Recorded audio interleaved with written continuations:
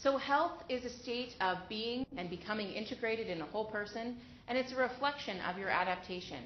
So if you are good at adapting to health challenges, then you will be more healthy.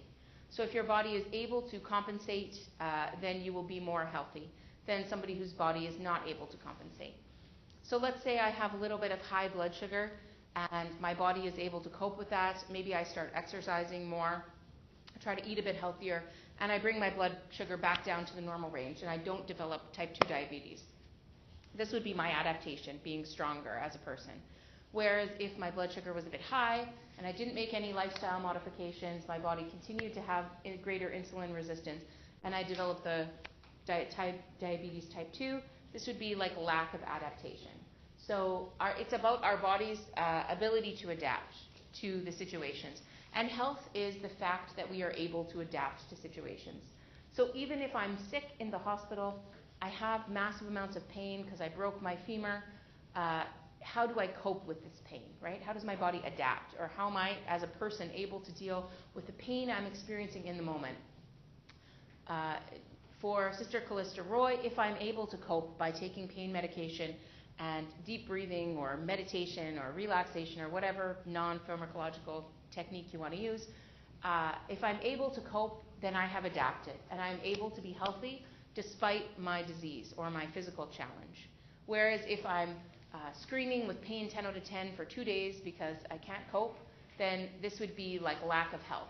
So we can have chronic disease, according to Sister Callista Roy, because it's about how we deal with the challenges of our chronic disease that allow us to be healthy. And if we can positively deal with these challenges of chronic disease, then we can be healthy. So this is what she's saying. It's not freedom from disease, because disease and death happen in life. It's going to happen. It's inevitable, right? But it's about how we cope with them in a competent way.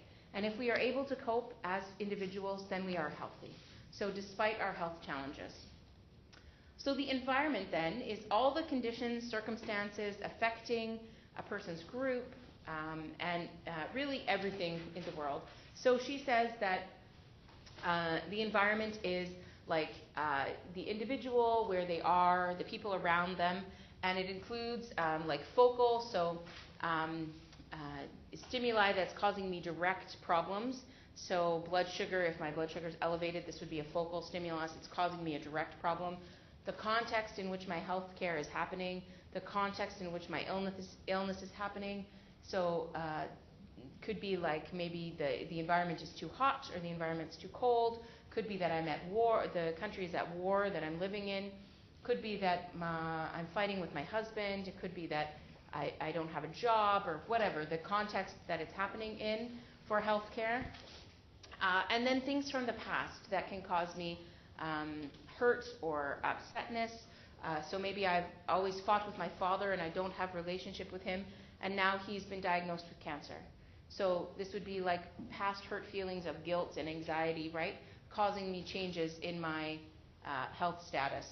So for her, the environment really is very all-encompassing, right? It looks at physical things that make you sick, but all of the things around you currently that might make you sick or healthy, as well as things in the past that might still bother you or make you either upset or positive. Maybe you've learned some coping strategies from the past, like the McGill model says, that could help you now in your illness.